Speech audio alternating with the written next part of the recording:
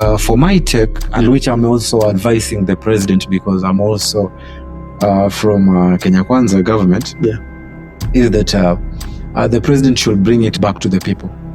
Okay. About the housing levy and everything. Bring it back to the people so that now the people can decide. Because and after deciding, maybe the president can do something about it. Because they did. So I'm sure you're aware that the housing levy was put on the 2022-2023 financial bill. Yes. So before you pass a bill, you have to do public participation, which they did. And the majority of the people who are called on those public participation totally disagreed with most of the things.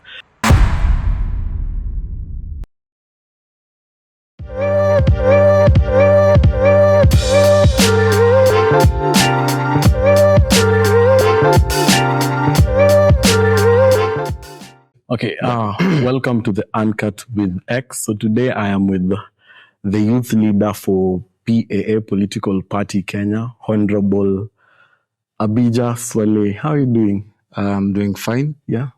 First of all, I want to say thank you for hosting me. Yeah. It's a pleasure. I had to travel from Mombasa to Nairobi just because of your show, which is amazing, and I really appreciate. How is Coastal, by the way?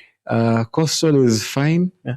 Kule ni bahari tu, kuogelea, kupiga mbizi, kupiga siasa na mambo mengine. Lakini kwa salama. Yo sa Coastal mnakuanga mmependa that lavish lifestyle. Because I remember ulikuwa unaniambia how Nairobi is different from what you're used to having in Coast. That like things are more paced in Nairobi than venye ziko back home in Coast. Yeah, kuna vitu kadhaa tulikuwa tuongelee, by the way. Aside from that, I wanted us to talk about how Kenya is politically. And one of the few things I wanted us to talk about is, since you're a youth leader for a political party, is it PA or PA? Yeah, PA. Yeah, since you're a political leader you're a youth leader for PAA. Yes. How is election period usually? What I can just say is that me as a leader in Mombasa, as a leader in Tononoka, which is my ward, the ward that I contested as an MCA candidate with Pamoja African Alliance Party. Of course, traversing the political nature is a little bit difficult for a young man. Difficult for the youth. Difficult in terms of? Difficult in terms of maneuvering. Wajua siasa zimejulikana kama za wazee. Kwa hivyo vijana wanapokuja katika siasa, it becomes difficult. Sababu people don't believe about young people's ambition. They are not sure about maybe if you're winning, what are you bringing to the table? What are you doing for the people? They don't really trust young people. So it's a little bit difficult for someone to trust a young person into leadership and I'm not just saying at the coastal region, but everywhere. It's everywhere, by the way. It's everywhere. A lot of people don't really trust about young people. So it's difficult to maneuver as a leader. So you have to have the guts. You have to be a fighter. If you're not a fighter, you'll give up automatically. So you have to be a fighter for you to ndo pambane na wazee, ndo maneuver na kila kitu. Kwa hivyo si rahisi. Which I'm sure you are, kwa sababu like the way the politics works is mostly for Kenya, you need to have a lot of money, and I wanted you to talk about it, like, because you vied as an MCA. Yes. And for these seats in Kenya, money is usually required. That's one thing every politician usually complains, that during election period, a lot of people demand a lot, and it's hard for young people to, get into politics since a lot is demanded from them. Like, what's your take on the entire thing and your experience when you're vying as an MCA? Of course, people love money, and I know you also love money. I also love money. Pesa bana, pesa kila kitu. But now when it comes to politics, pesa itajika sana. Money is required. People want you to campaign with money, because without money, for sure, you can't have posters. You can't have shirts for campaigns. You can't have banners for campaigns. So you need money for you to campaign. Even if you're not going to dish out to people, but you have to have it. For you to have all these things to get into your campaigns, you need to have it. So people at wananchi wanataka pesa. Kwa hivyo watakuitisha zile pesa wakati una campaign, na kama una hela inaleta shida. Na vijana wamekaziwa sana, kwa sababu vijana wingi katika nchi from Coast to Kisumu to where Turkana wapi, lazima uwe na pesa, na kama mtu ambaye ametupita katika umri ana pesa, yeye ameshafanya kazi. Most of the young people are jobless. So wakiingia katika campaign, they're not going there just because of maybe getting the money from the county government or even the national government, but now ni watu ambao wana hustle tu ndio waingia katika siasa. So kuna mtu pale ambaye ni rika yangu amenipita umri ana pesa akifanya na mimi kampeni tofauti sana, sababu mimi sina pesa, yeye ana pesa tayari, ashatengeneza pesa katika serikali ama mahali ambako yuko. So mimi kufanya kampeni na itakuwa ni ngumu, kwa sababu watu wengi wanataka pesa. Wewe unajua uchumi wa Afrika, uchumi wa Afrika una challenges zake. Kwa hivyo kila mtu anataka pesa. Kwa hivyo kama sipatiani pesa, kushinda pia inaweza kuwa ngumu. Ni ukweli, because mostly politicians, they complain that pesa inahitajika mob sana, to the point that when you get to that seat, it's one of the reasons why we have corruption in Kenya, because now when you get to that seat, a lot of money is demanded. True. Because you've already spent a lot in campaigns. Now when you get there, just as any human being, not that I'm justifying corruption, but like just as any human being, you'd want to get something out of it and return the money to the position that you were. Because even like right now in your position, do you get those opportunities where people ask money from you since you are sort of a leader for them? Just to start with where you finished from, of course people ask me money kwa ground, lakini kwa sababu mimi ni kiongozi ambaye nina fikra as a young leader, as a youth leader for Pamoja African Alliance, huwa nachukulia ile swala kama ni swala la swala ambalo si zuri. Kwa hivyo if someone asked me for money, mimi umuuliza bana, mimi nikikupa pesa leo, kesho utakuja nitisha tena pesa? Ushaona? Kwa hivyo mimi umwambia bana, kama una shida, just tell me what problem do you have as a young man or as a young person, ama kama mwananchi as a resident. Just tell me bana, mimi niko na biashara, I'm doing this and this, my business not going well, I better support you in business rather than dishing out money on a daily basis, because nikikupa pesa leo, kesho nikupe, mheshimiwa mwingine akupe pesa, zile pesa hazizi kusaidia. You just eat it na hakuna kitu kitakusaidia. But if you tell me to invest into you, that is what maybe I can do na itakusaidia. So whenever I'm being asked for money, sometimes you give out, because you know pia sometimes unaweza kuwa hauko na time ya kusikiliza kila kitu. Unapatiana, lakini ukipatiana pia unapatiana utaratibu. Ukimwambia mtu bana, nikikupa leo, hakikisha kwamba zile pesa umezifanyia jambo la muhimu. Usiende katika madawa ya kulevya ama nini. Fanya jambo la muhimu ambalo litakusaidia wewe ili uweze kustahimili maslahi yako wewe mwenyewe. But do you feel like that aspect yenye sisi wa Kenya tuko nayo, that I expect money from you as a leader, huwa inatufanya to elect wrong leaders? Because at the end of the day, people will elect those who give them money. And they end up leaving people who are really good and giving the wrong people the seat instead. Do you feel like it's destroying the way Kenyan politics works? Of course it destroys. It's not a good thing at all, and I'm not in support of it. I wouldn't want any leader to do it, and that is why I was even saying, as a young person and as a leader, our country should of course it has laws about how people are supposed to campaign and stuff. So I'd want to have a law that is really in good working condition, whereby every leader has to be regulated into using a certain amount of money. Because you know, if leaders are not regulated, and of course when I'm saying leaders, I'm also a leader. So if we are not regulated, or if them are not regulated, then it becomes difficult. Because when we are going at campaigning, kuna mtu ambaye ana pesa nyingi, kuna mtu ambaye ana pesa kidogo. So it's not right. Mtu ana campaign na milioni sijui ni ngapi ama ni bilioni, kitu jambo ambalo si zuri. So people should be regulated, leaders should be regulated in the amount of money that they're supposed to use during campaigns. And if they do that, we are going to be at par, so that when we are campaigning, we campaign as one person, as people that are really into serving the wananchi, not serving the money. Because if you use a lot of money, then you get to power, you have to return it. And that is why a lot of leaders are doing a lot of leaders are returning their money, and if they're returning their money, wananchi pia bado wanakuja kulia not understanding that wao ndo walimzoesha kiongozi kutoa pesa, kwa hivyo anakwenda pale kurudisha. Kwa hivyo kama mwananchi atakuwa mwananchi mzuri, ni kwamba mtu anapopiga kampeni yake apige kampeni yake kiroho safi, bila pesa. Sikiliza ninavyoongea, sikiliza vitu ambavyo mimi ninazo, agenda zangu kwako wewe. So if you listen to my agendas without me giving you money, trust me, when I go back to my seat, I'll make sure and I'll try as much as possible to make sure that my agendas that I told you, I'm going to accomplish them. But when I give you money, for sure you won't see services. Yeah, well, that's interesting. Let's take a little bit step behind and see how this entire story began. Right now you're the youth leader of PA, but how did you begin your leadership journey? My leadership journey is so funny.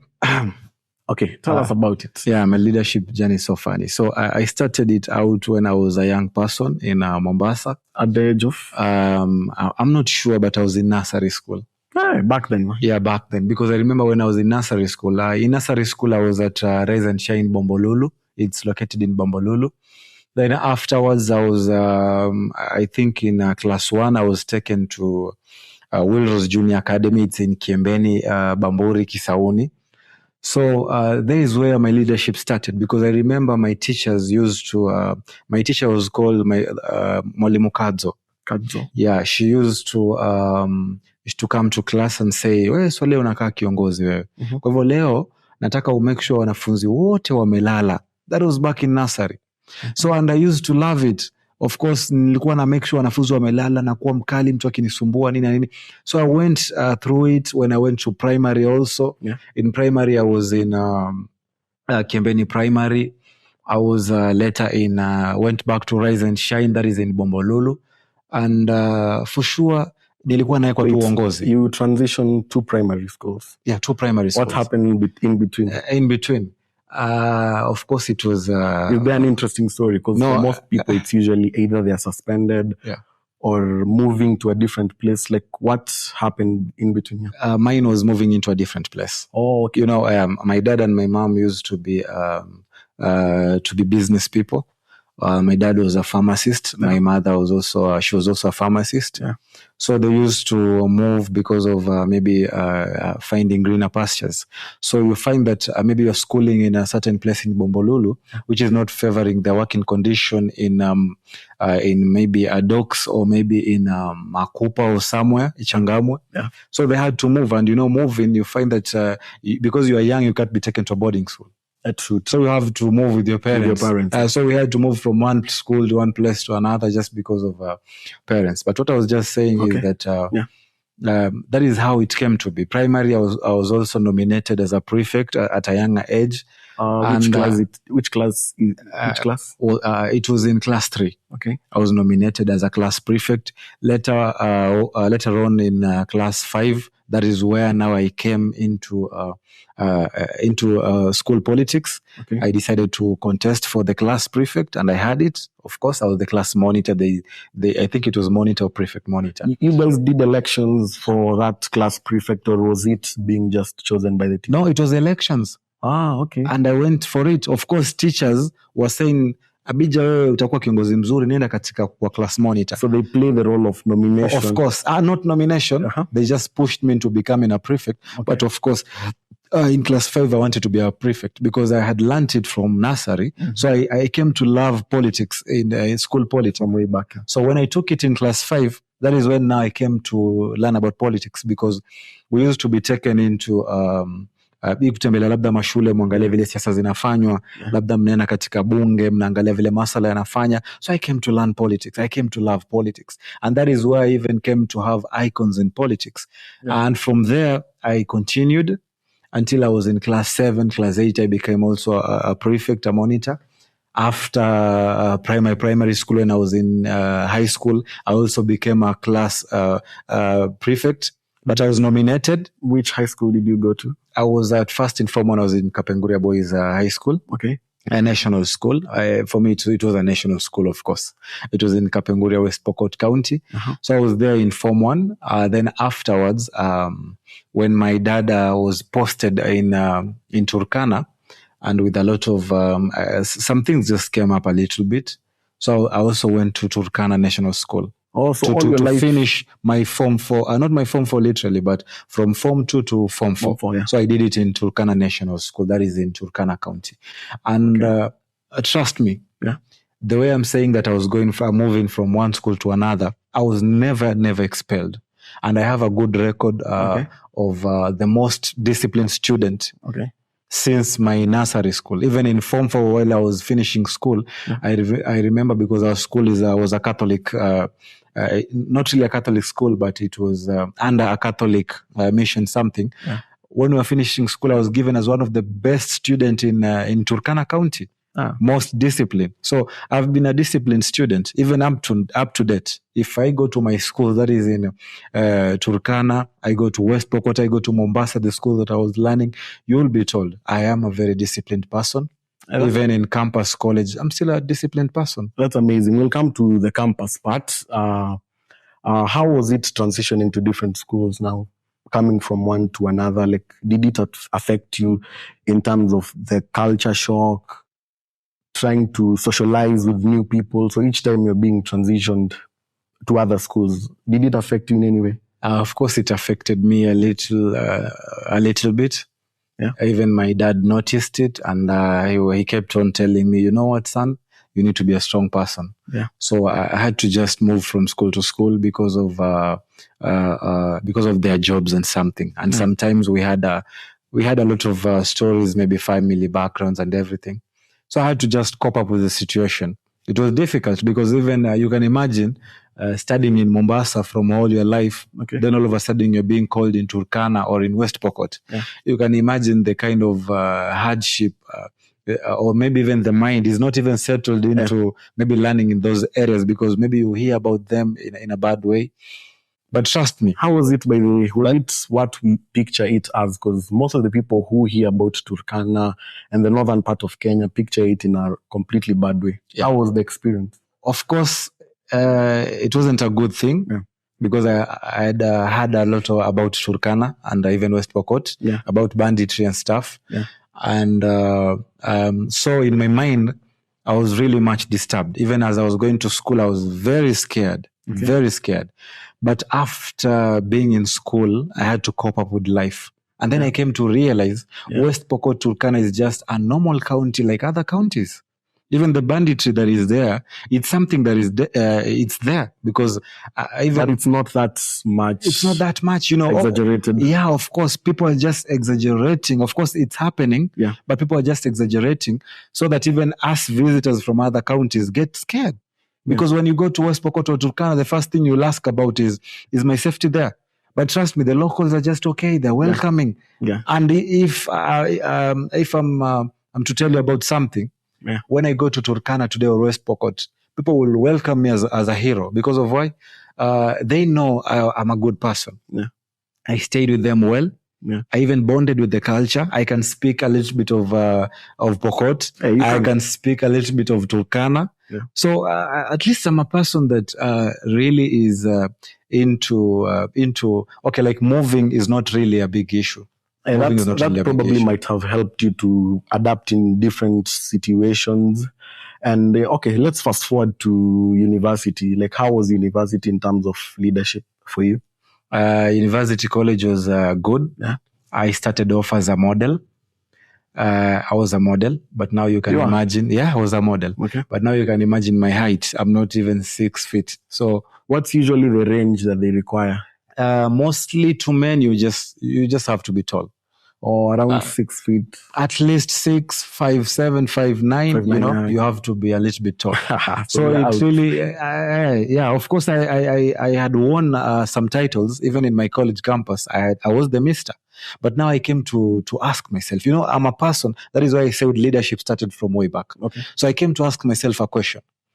I'm in campus college modeling. Of course, I've won and become a Mister of the school. The Mister, I was also acting at the same time, but they used to hustle.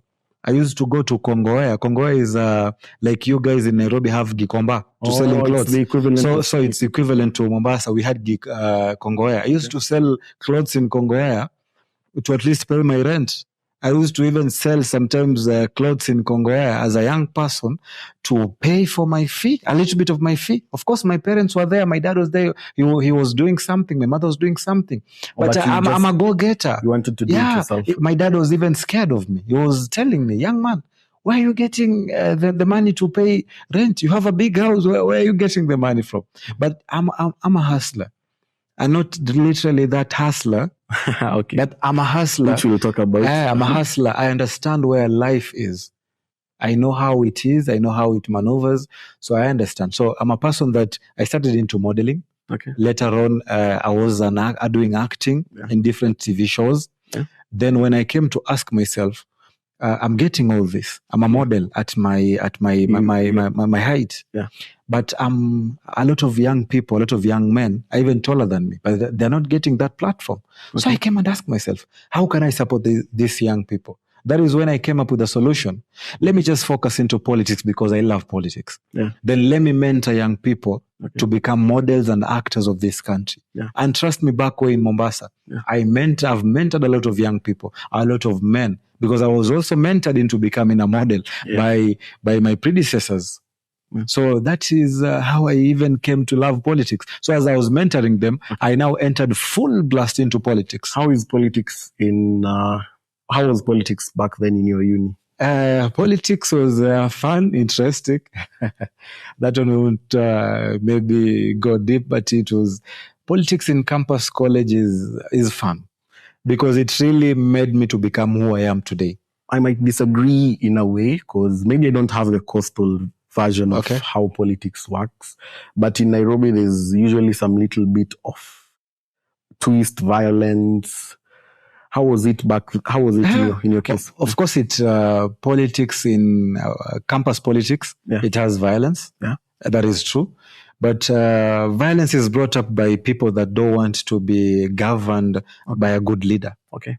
So even if I was a leader back then or not, violence was there because people don't like everyone. Xavier, like you, not everybody likes you. Yeah. You see, you might have a group of people that like you, and you have, and you might also have the same group, other group of people that don't like you. So the people that don't like you, of course, they'll revolt against you. So it's something that is okay. Even me as a leader, maybe in campus or college, and people are revolting against me. Yeah.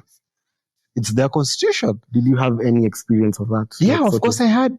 People don't like you, so they have to push you away of politics. But now for politics and for me, I had to be strong. If you don't want me out, if you want me out, and I think I'm doing better, I had to stand firm. Have you ever had any physical encounter? Like, I've seen such encounters mostly for UIN, like where people are literally rowdy. For example, you are holding, let's say, a rally and talking to your students, and there are people who are put there to just try and heckle you and everything. Have you ever had such an experience? Of course. I've ever been somewhere and people heckled me. I won't speak even, and I wasn't even heckled in my own campus or college. Yeah. I went to a different campus or college. I was invited there. Okay. And then when I was invited there, one of the student leaders, I won't mention because I know, told those people to heckle me. And it's not even my campus or college. So I even remember I felt threatened because I'm not at home. Yeah. I don't have even a lot of people in that campus. Yeah. People heckled me. And I was really shocked that even young leaders can do that. But of course, I came to understand later that politics has its own way of doing. And constitutionally, it's allowed because you're heckling me, but you're not harming me. You're just heckling. And the element of tribalism, was it there? Because the funny thing is, my assumption of our generation was that we'll be a different generation that's completely detached from tribalism. Okay. My experience, because I'm a fan of politics too, but now from a viewer's perspective.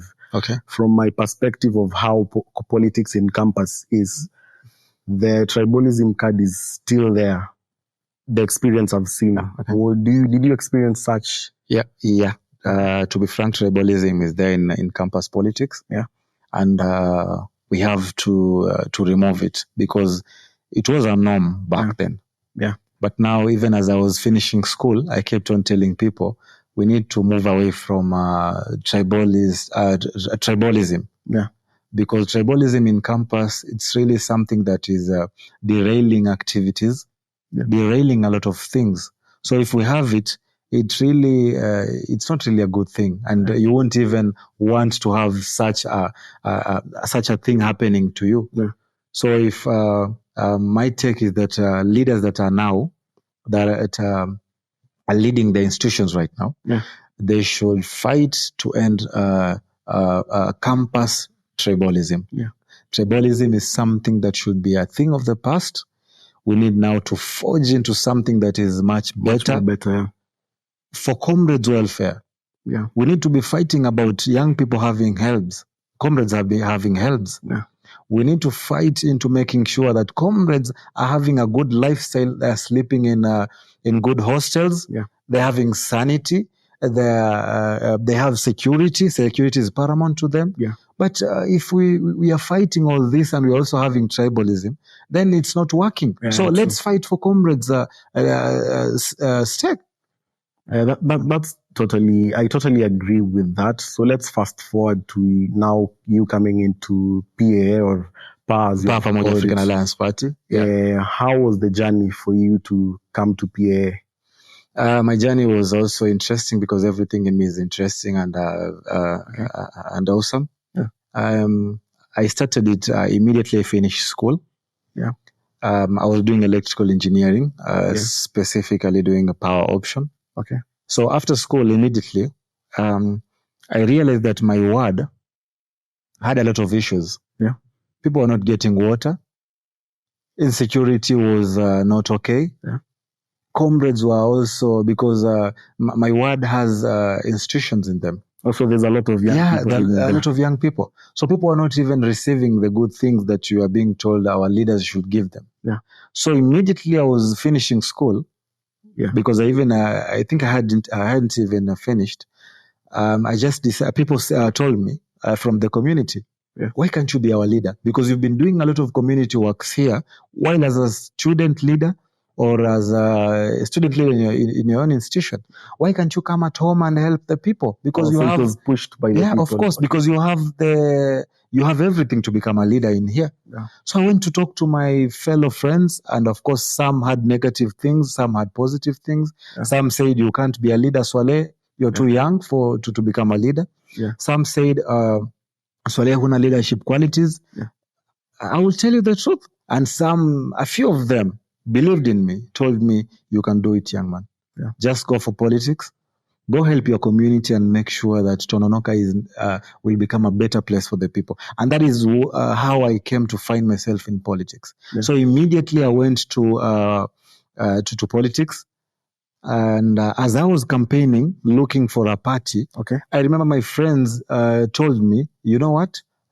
Just find something, a political umbrella that is going to elevate you into your position of becoming a county member of assembly. Yeah, that is an MC. Yeah. And that is how I came to find PA. My friends are the ones who told me, go get PA.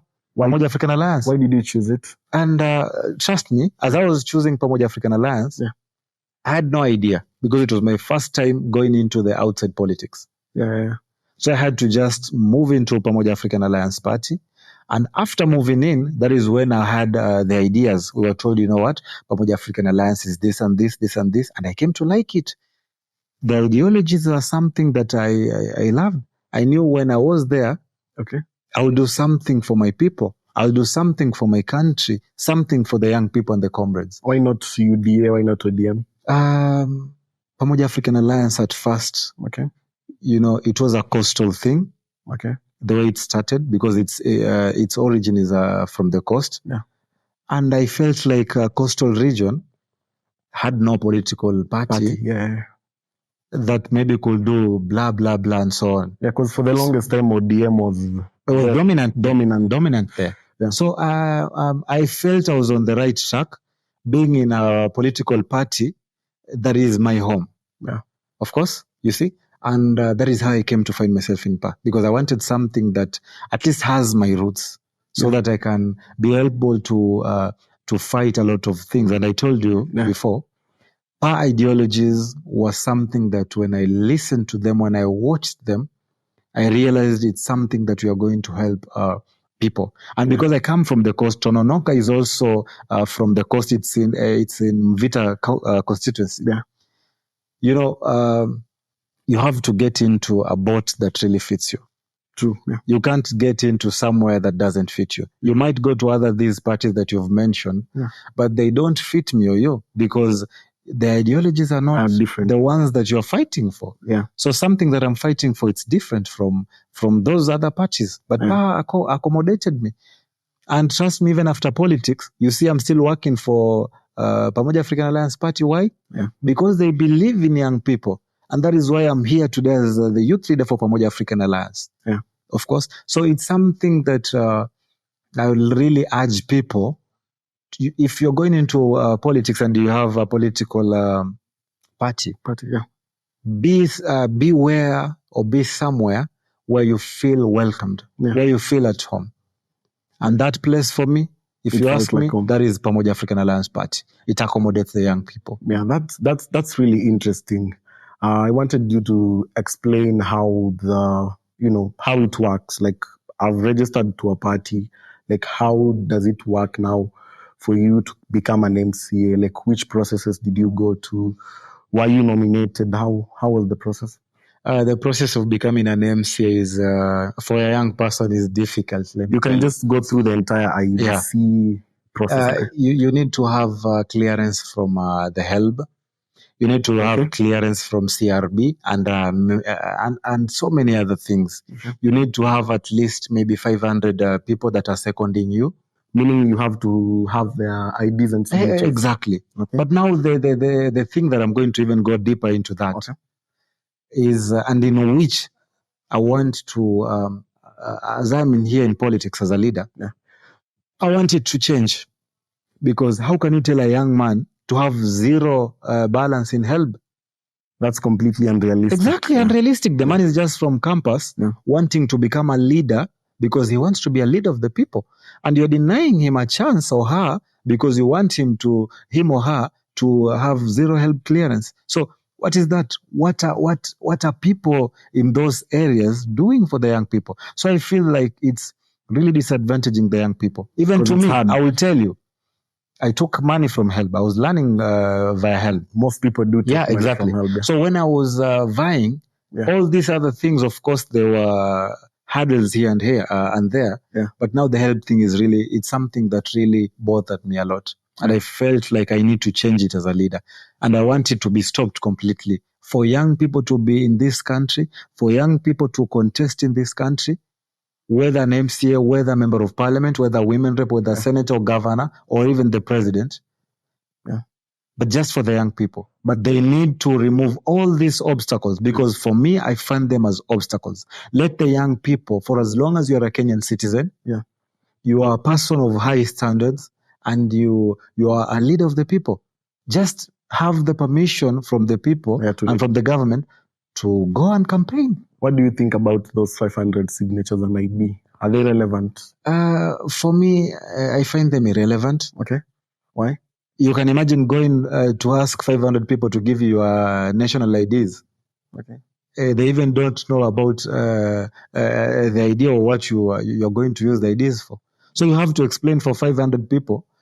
For a young man, I'm talking at a young man's perspective. Because I'm a youth, I'm a comrade. It's really unrealistic. You go tell 500 people that, you know what, I'm having your IDs because they want these IDs so that I can take them to IBC. I don't know, I can take them where. You know, it's unrealistic. Where can I find the resources as a young person to go ask all those questions to 500 people? So, Jana, on 26 January, there was this court ruling by the Court of Appeal that the housing levy was found unconstitutional. And even before tuongelea about the housing levy itself, what the court ruling itself, what do you think about the housing levy as a project?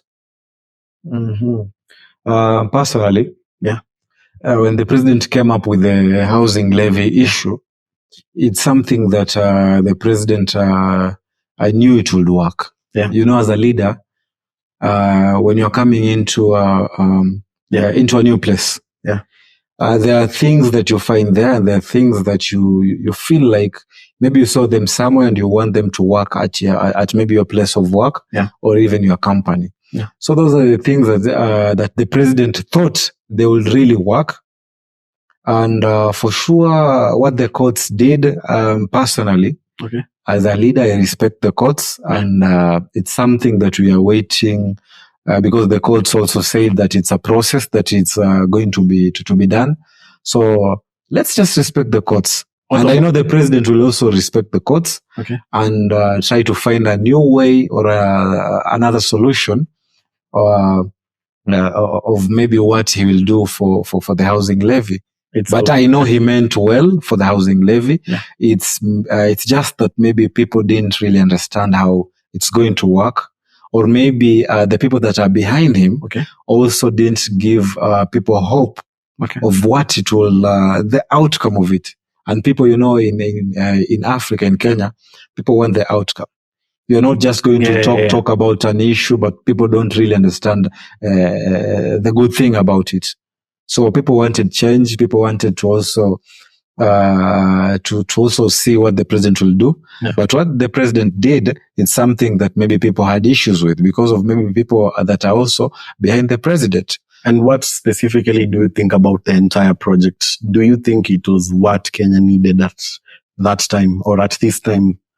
Even statistics say that 51% of people in Africa are homeless. 51% is a big number. So the president brought that issue because he wanted people to have homes. People have no homes. Young people have no homes. But now they're in the hierarchy of needs. Of course, in the constitution, there is the right to all that shelter. But now in the hierarchy of needs, don't you think food comes before shelter? And to food. To food. Let's be realistic. Not even siding with the government or anything. Just being realistic. The president reduced the cost of fertilizer. The previous regime had fertilizer above way people even couldn't afford it. But the president brought down the fertilizer. So if you're talking about food, then I think food comes through the fertilizer. Because if you have cheap fertilizer, then you're going to plant and we are going to have food on the table. So it's something that was coming because he reduced fertilizer. So it was something that was coming. Food, of course, people want to eat. It's something that is there. I have to eat for me to work.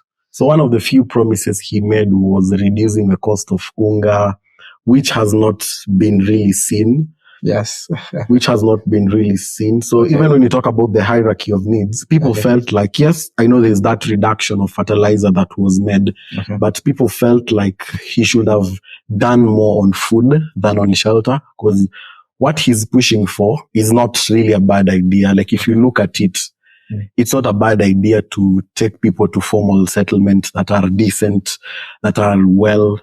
But now in terms of hierarchy of needs, most of the people are crying that they need the cost of living to come low. And if for him, he's putting the issue of houses in front, it becomes so unpopular to people. People feel like they need food than they need a house. What's your thought on that?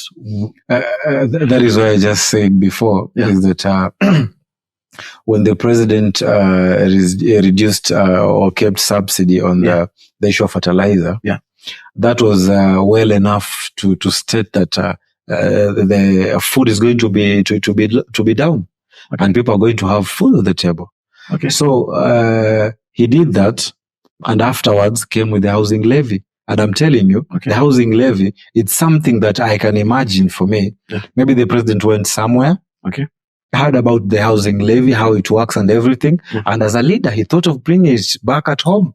But of course, bringing something at home, something that is new, you have to make people understand the good things and the bad things about it. So for me, I can say maybe, the president came with a good thing about the housing levy. But maybe he didn't tell people 100% what it had and what it didn't have, because what it maybe okay, the disadvantages and the advantages of it. Yeah. So, and for us Kenyans, before we get to implement something, you need to really tell us more about what you're bringing to us. Huwezi leta tu mchele kwenye sinia alafu unasema bana mchele bana ni vipi na vipi na vipi. Hapana, leta mchele, sema bana mchele huu nimeuleta unakulwa hivi na hivi, nimeutoa mahali fulani ndio watu wakule. Lakini watu wakija wakikula haraka ule mchele hata hawajui umetoka wapi, za kuwa umetia pilipili chini bana, watu watachemshwa. So walivoleta ile kitu, nadhani watu walikula pia kwa haraka, na ndo baadaye ikachemka, watu wakawa wanaleta shida kidogo, koti pia inaleta shida. Ni vitu ambavyo vinaeleweka. That is why I'm saying we respect the court. Personally, I respect the judiciary. And I also respect people. So when people say kitu bana ni kizuri kidogo lakini ni hivi na hivi challenges, me I know the president. President Ruto is a very humble man. Okay? Kenyans should tell him.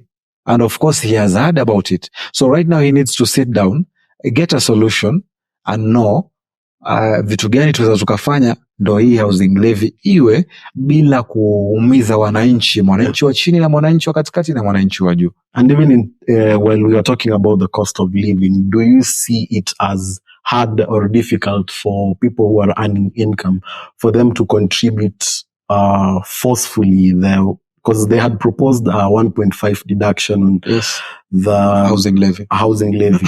Do you feel like it's realistic for people to be forced, unrealistic for people to be forced to contribute an amount? Because when you say about shelter, there are people who already have their own shelter. Okay. And in the hierarchy of needs, they just want food to be cheap. Like they already have their own homestead. Most of the Kenyans already have a home in their rural area. Those majority of the ones residing in the urban areas usually have a home in the rural areas. So their main sort of what they really want at the moment is the cost of living to come down, food to be cheaper, which is not there. Do you feel like he was going for the right thing at the wrong time? I feel he was going for the right time. Why? Because we have our own way of culture. Okay. Africa is different. Kenya is different. People are different, of course. As you're saying, people have homes in their rural areas, which I'm not sure, because a lot of Kenyans really don't have homes. They're just living in towns without homes in rural areas. Okay. In rural, back at home, they're just doing farming. Yeah. So it was a strategy to have people have homes. And even having homes, having the housing levy, as you're saying, for someone that is earning low, I'm not saying the president was forcing people, but for my take, and which I'm also advising the president, because I'm also from Kenya Kwanza government, is that the president should bring it back to the people. Okay. About the housing levy and everything. Bring it back to the people so that now the people can decide. Because and after deciding, maybe the president can do something about it. Because they did. So I'm sure you're aware that the housing levy was put on the 2022-2023 financial bill. Yes. So before you pass a bill, you have to do public participation, which they did. And the majority of the people who were called on those public participation totally disagreed with most of the things. The increment on the oil, the VAT increment on oil, the proposal of the housing levy, most of the people disagreed, but they still continued to push towards it, even after the court, first of all, the High Court denied it, and now the Court of Appeal also denied it. But the president himself in public has said that he will continue to push on with this project. That is A, unconstitutional, B, unpopular, since people don't want it. So if I can just say something. Okay. In a homestead. Okay, let's assume. Babako akija kwa nyumba, akija akisema bana leo nimeenda kwa jirani nikapata. Watu wanaongea kizungu kwa nyumba. Okay. Na haja awaambie nyinyi na siblings wenu pamoja na mke wake ambaye ni mamake, aseme nyinyi nyote kwanza leo mtakuwa muongea kizungu. Na nyinyi nyote mlikuwa mzoea muongea Kiswahili. Ni kama mimi sasa ninavyoongea Kiswahili. Ushaona? Kwa hivyo ile itakuwa ni challenge. Mtampiga mzee vita hata paka mtaanza kumsengenya. Mtakuwa mkubali mzee, mtakuwa mkimuona mnaongea Kiingereza. Lakini mkipatana kando mtakuwa mwasema bana, huyu mzee mbona atulazimisha tuongee Kizungu bana? Si mambo yetu hatujazoea. Kwa hivyo mimi naweza sema Wakenya wa vile tumezoea maisha yetu ni tofauti. Rais alijaribu kuleta mambo mapya ambayo ameyaona nje, aje yaweke katika nchi yake, aone kama atafanya. Lakini kwa sababu ya ile uzoefu wetu wa kuzoea mambo yetu, ndio inakuwa ni ngumu kuadapt. Lakini ile kosa si ya rais, ile kosa si ya mwananchi, inaeleweka. Ndio maana yake nakwambia it's a good thing. Wewe kama babako amekuletea Kizungu kwa nyumba, nyinyi mwanzo ya Kiswahili, mtaongea nini Kiswahili nyinyi? Mtaongea nini Kizungu? Nyinyi wenyewe mwanzo ya Kiswahili bana. Kwa hivyo na mwezi mkapiga baba yenu. Uweza mpige babako wewe. Uwezi mpige babako. Kwa hivyo hakuna mtu aweza kumpigia rais. Lakini mnaweza tu mkamwambia bana, mzee hatujazoea Kizungu, sisi tupeleke kwa Kiswahili. Awaambie fanyeni hivi. Mtakuwa na mwongeni Kizungu kidogo mpaka siku ile mtashika Kizungu. Lakini ongeni kidogo. Na ndio kwa maana kuna yale vile vitu ambavyo alivileta rais kama housing levy vidogo nini, alivileta mwanzo akivijaribu pia akiviona bana vitakuwaje. Lakini kwa sababu ya uzoefu wetu wa Kenya, uzoefu wetu wa Afrika, vitu ambavyo tumevizoea sisi, kuleta kitu kigeni ni gumu kushika implementation. True. Yes. That's completely true. Some part of it, as you've said, might be true that yes, this thing is good, and maybe we as Kenyans are not seeing the good in it, since we want to be comfortable doing the things we do and live the way we are living because of our culture and etc. Another thing I wanted us to talk about was recently they had a meeting with the Chief Justice. How do you feel about it, since in our constitution it's written that these two arms of government, the executive and the judiciary, should be independent? It's true. The judiciary and the executive should be independent. That is true. For them to have a good working relationship, they have to be independent, so that they have to have their own stands. And the president meeting Chief Justice Koome, that is the judiciary and the executive, it was really a good idea for me as a leader, because if these two arms meet to come and discuss on the table about issues affecting both sides, it's something that has never happened. Go to other countries in Africa, go to other countries in the world. It's not easy for those two arms to meet together and discuss about issues that are affecting the nation, issues that are affecting both of them. So it was a good thing, a positive thing, the president meeting Chief Justice Koome. But now the things that they talked about now, we also need to hear about them. Of course, I heard about them. And one of them was corruption. Of course, one of them was corruption, in which the president, as you know, is in his everyday speech, he talks about fighting corruption. So it's something that he had also gone to push to the Chief Justice, saying, you know what? There are rogue lawyers here. There are rogue judges here. So we need to sanctify this place. So it's something that the president has been doing on a daily basis.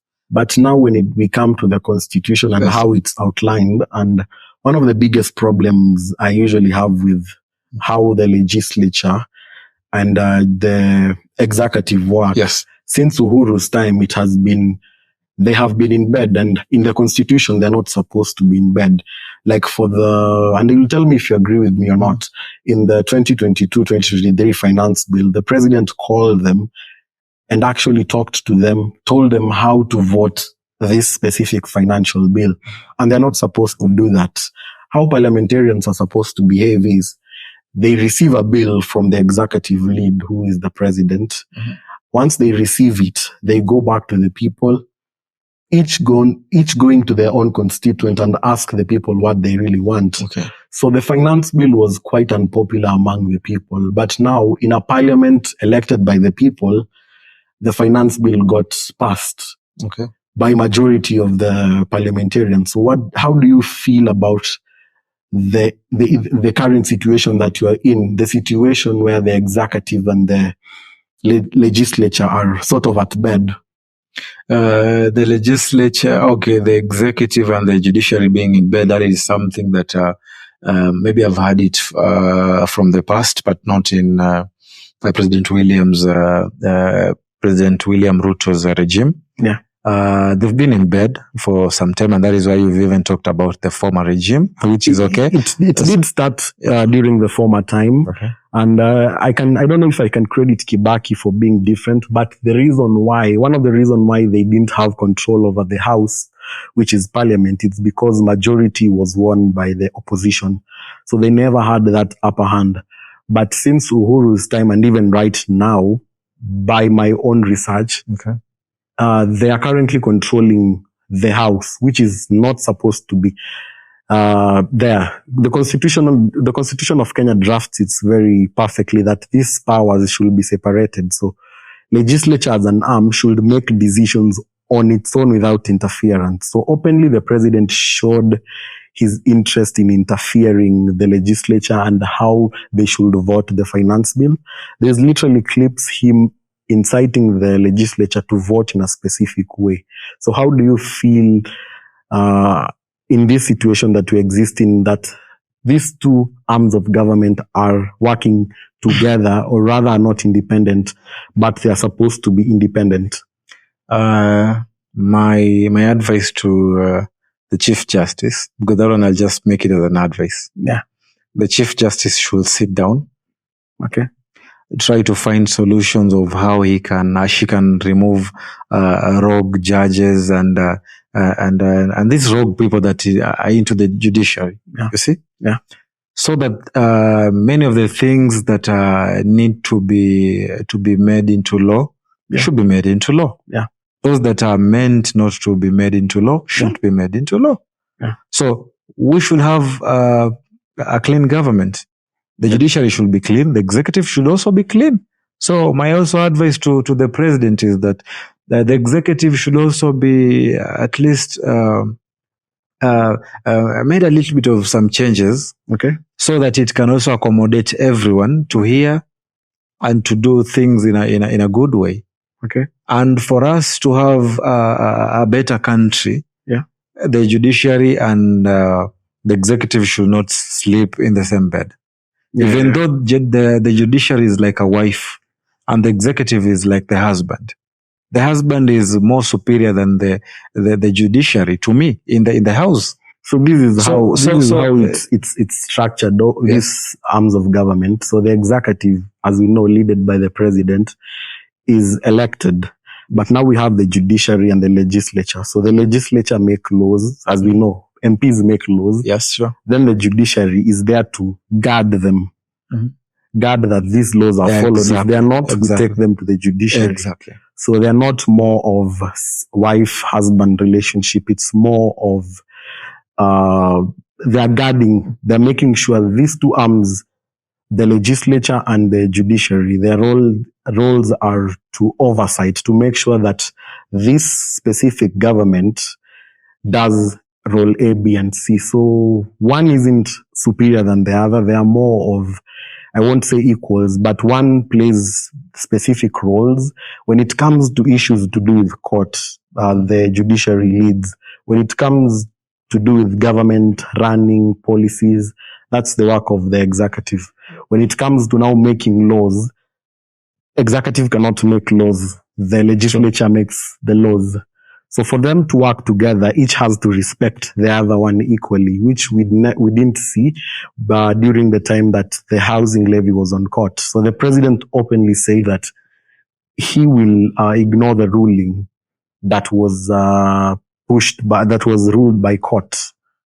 And and he said that he'll openly ignore it and go on with doing this project. Yes, it might be a perfect project, but the problem is once you disobey a court order, that shows you that anyone could simply do it.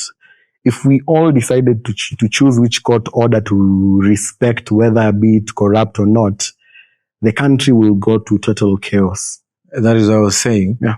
I didn't mean by the judiciary and the executive being a wife and a husband, it meant so. But what I was just trying to say is that the judiciary is like a wife and the executive is like a husband. Okay. And their house is like the constitution or even the nation. Okay. It houses both of them. Yeah. So even though they are the same house, but they have different cause. As a man, you have your own cause as a man to do. As a woman, you have also a call as a woman to do. Yeah. So the judiciary has its own cause to do. Yeah. The executive has its own cause, the legislature too. So they're independent. And that is why I'm saying they should be independent. Yeah. For us to have a better country, for us to have to have good things in the nation, let them be independent. Yeah. But also, both of them, let them make sure that there is no corruption in the table. Yeah. You see, corruption is something that is killing us. It's killing us from within. It's killing us from public offices. Corruption is everywhere. Yeah. But we need to stop it. And for us to stop it, even before it goes back to the common mwananchi, let it stop from people from above. Yeah. Let the executive perform its executive duties. Yeah. Let the legislature perform its legislative duties. The judiciary should also perform its duties. Yeah. Yes. Let them be independent. That is my take. Yeah, that's quite and I also respect them. I also do respect all arms of government, and if they are, of course, he said it that he will not respect it, but we have not seen him do anything that shows he's not respecting the orders. So maybe we might just let that go and assume he's just a normal human being. But now, when it comes to parliament and executive, that's something that's clearly there, and it has been there for quite some time. And do you feel like the executive and the legislature being in bed destroys a country? Of course, they should be. Of course, it can destroy a country. Okay. If they're being in bed, then they should be side chicks. Okay. Yes, they should be side chicks, but not really husband and wives. Yeah. They can work together for some time and a little bit, but let them be side chicks, but not husband and wife being brought together to marry. Yeah, I'm not supporting that. Yeah. But if maybe one day I do, instead of them being husband and wives, let them be side chicks. Okay. You understand the meaning of being a side chick? Yeah. Yes, let them be side chicks. They can go in bed, but yeah.